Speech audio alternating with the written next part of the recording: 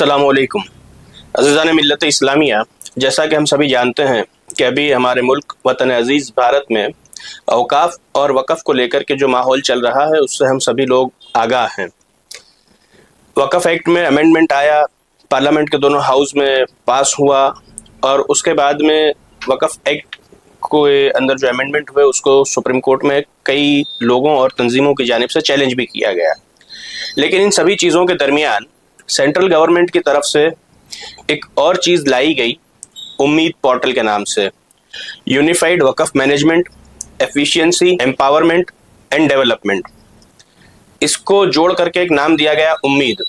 उम्मीद पोर्टल को तारीख 6 जून 2025 को सेंट्रल गवर्नमेंट की तरफ से लॉन्च किया गया और इस वक्त उम्मीद पोर्टल पर जितने भी हमारी औकाफ और वक़फ़ की जो हमारी तंजीमें हैं, जो तहरीकें हैं, उन सभी का रजिस्ट्रेशन होना, सारी वक़फ़ प्रॉपर्टियों को उस पर चढ़ाना ज़रूरी है।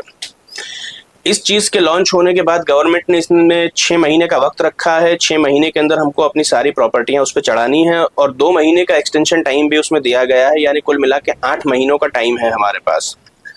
लेकिन कुछ लोग, कुछ तंजीमें ऐसा कहते हैं कि भाई फ़िलहाल जब तक वक़फ़ एक्ट के ताल्लुक से ऑनरेबल सुप्रीम कोर्ट में जो डिस्प्यूट चल रहा है उसके अंदर जब तक कोई जजमेंट ना आए तब तक हमें उम्मीद पोर्टल पर रजिस्ट्रेशन नहीं करना चाहिए। हमें उम्मीद है कि अल्लाह ने चाहा तो जजमेंट हमारे हक में ही आएगा, लेकिन अल्लाह ना करे, अल्लाह ना करे, अल्लाह ना करे, अगर शायद कहीं ऐसा हुआ कि जजमेंट हमारी फेवर में नहीं आया और उम्मीद पोर्टल पर रजिस्ट्रेशन करना कंपलसरी हुआ तो इसके लिए जो 6-8 महीनों का वक्त है वो तब तक गुजर जाएगा। 6 जून से अभी तक में तकरीबन 1 महीने का वक्त गुजर चुका है। हमारे हाथ में 5-7 महीनों का वक्त है। तो फिर ये होगा कि जब उस पोर्टल पे रजिस्ट्रेशन करना ज़रूरी हो जाएगा तब सभी लोग एक साथ पे रजिस्ट्रेशन करना शुरू करेंगे।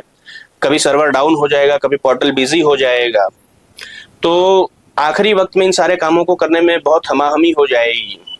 मैं किसी तंजीम या किसी तहरीक की कोई मुखालिफत नहीं करता हूँ, लेकिन मेरी सोच, मेरी राय ये है कि उम्मीद पोर्टल पर हमें अपनी तंजीमों का, अपने औकाफ का रजिस्ट्रेशन कर देना चाहिए।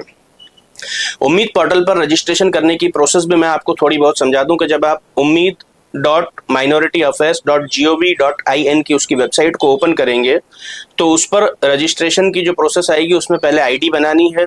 रजिस्ट्रेशन करने के लिए, आईडी बनाने के लिए आधार कार्ड, वोटर आईडी कार्ड दोनों पीडीएफ फॉर्म में आपके पास में अवेलेबल होने चाहिए। आपका एक फ़ोटो होना चाहिए, मोबाइल नंबर, ईमेल आईडी से ओटीपी वेरीफाई किया जाएगा, उस पर आईडी बनेगी।